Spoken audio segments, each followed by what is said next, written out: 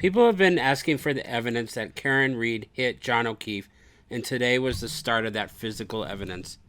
It wasn't the most exciting day of the trial so far, but it was the day we were introduced to how some of the physical evidence was collected and then how it was processed. After almost a week off from the trial and a trip to CrimeCon, we are back with day 19 of the Karen Read trial. Welcome to the Roundup, True Crime with Mike. Here I give you an update to current cases so you can quickly catch up on today's or this week's happenings on some public cases. The day started off in an interesting way when the judge opened the day with explaining what evidence that the jury could look at really was. When a lawyer on either side asks a question, that question isn't evidence, only the answer is evidence. So you can only look at the answer. We then jumped into the first of three witnesses today, with the first one being Lieutenant Kevin O'Hara of the Massachusetts State Police. Lieutenant O'Hara is with the search team for MSP. He was called around 2:13 p.m. that afternoon on the 29th by Tully to help with the investigation. He said that his team isn't normally involved in these things, but Canton needed help because of the blizzard and that they didn't have the resources. By the time his department was given permission to go, he arrived at 34 Fairview Road just after 5 p.m. He set up a command post, and they were asked to search the scene for taillight and John's other shoe. He said that he and his team found several pieces of the taillight, and let's play a clip. Describe to the jury sort of what is depicted or what, if anything, is significant to observe in this photo. So this is the CERT members working through the area again, working on as a line through the grid formation. One of the things we stress is your critical separation, making sure you're close enough to each other that you won't miss a piece of evidence. If you're too far apart, you will miss that. A lot of times before searches, we will take an item of similar size item that we're looking for, and we'll space out. Because this was such a condensed search area, we just had the team members stand almost shoulder to shoulder as they search through the area. And the next photograph is coming. And again, sir, if you could describe to the jury sort of what we're looking at or what, if anything, of significance you observe in this photo. Maybe a little difficult to see from a distance, but right here, this is the sneaker that we recovered. And as far as the airing and the curving that you indicated that the sneaker was recovered in relation to, where is that? It's flush up against the curb. Again, I'm sorry.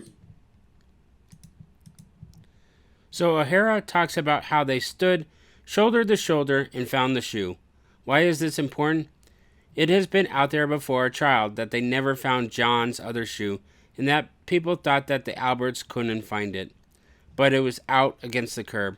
Along with that, O'Hara said that the shoe, along with the multiple pieces of taillight, were covered with the snow. So if it was planted, it would require the snow to be dug out first. The cross-examination on O'Hara went over the distance between the items and was trying to make it seem that O'Hara changed his story from before, where the pieces were further apart, to now, where he testified that all the pieces were right together near the curb. The last question asked by Yanetta was if Proctor was the one who talked to O'Hara over certain dates, and O'Hara said no. Next up on the stand was Maureen Hartnett with the Massachusetts State Police.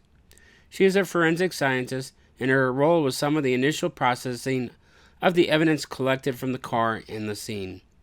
The first major item that she talked about was how she went and did some checking on the vehicle in Karen's Lexus SUV when it was at the Sallyport. She did some drawings and recorded the normal things of a car, like plates and make and model. She then noted what she found on the exterior of the car with a dent in the trunk, the broken taillight, and scratches on the car. She noticed that she did not find any blood or skin underneath the car. Then came one of the bigger things, noticing what looked like was an apparent piece of hair on the back of the car. At this point, it was only noted as apparent because she hadn't looked at it. But skipping ahead, she put the item under a microscope, and she described how it looked like a human hair. She then cut it in two and sent the part with what looked like the root of the hair in for DNA analysis. She said that she isn't involved in the DNA analysis. After they went over the car, the clothing was up. And let's take a look at the clip from the clothing. Or Yes, I do. what do you recognize that to be? That is the exterior front of item 7-18, and it also contains markers that I placed on the item to note areas of damage. And the next photograph would be Ms. Gilman 9796. If you could zoom in on that one. Now, Ms. Hardin, what we're looking at here, that's the white sleeve of the gray sweatshirt of item 7-18, is that correct? Yes, that's correct. And so, starting with some of the 13 different areas that you labeled, this starts with 1, 2, 3, 4, and goes up through 9, is that correct? Yes, that's correct. Thank you. We see the picture of John's jacket and the areas that she noted had disfigurations. It was on the right arm. Next up is a short clip for the pants that were found.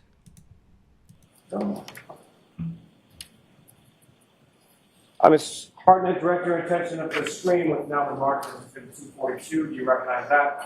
Yes, I do. What do you recognize that to be? That's a photograph of the exterior front of the jeans with the belt, item 7-1. The reason why this was important was that the people believing in the conspiracy believed that the belt was missing, but we have a picture of the belt in evidence. Cross focused on Trooper Proctor being the lead detective.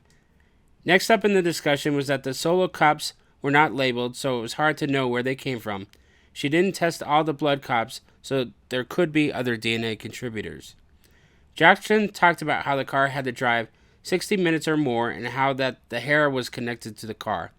The cross was to impute how hard it would be to have the hair stay on while the car drove that far. Jackson also talked about the chain of custody of evidence. The last witness for the day was Ashley Villier. She works for the Massachusetts State Police as a forensic scientist, and her job was to take the pieces of evidence that were brought in and reassemble them if needed. We didn't get very far in her testimony before the day ended. We got to see the pictures of the taillight that was embedded in John's clothing. A lot of what we saw was just Lally entering the pictures into evidence. When I talked with people at CrimeCon, they wanted me to do a little more commentary. In terms of today, I don't think today meant as much to the people on the jury as the people who have been paying attention to the case. And unless they had heard about the detail of the case, they hadn't heard of the conspiracies like the shoe was never found or that the belt wasn't found. The jury gets to see the evidence come in and see how many cops it had to be in covering it up. The defense did score points with Hartnett on the solo cops not being labeled, so they couldn't identify if there was other blood stains in the snow. The Commonwealth provided the start of the physical evidence today and went through how the police handled it. The defense lost points when they tried to make the point that the damage to the car might have been elsewhere. One other point that might give pause is how long the hair had to stay on the car, but if it had frozen at the time, it could stick. For the people on the outside, it was a bigger day because of several of the things pointed out by the conspiracies that were wrong. There is no trial tomorrow, and we resume on Wednesday. Thank you for listening to an episode of The Roundup. Be safe out there, and remember, don't do anything bad that will end up on one of my episodes.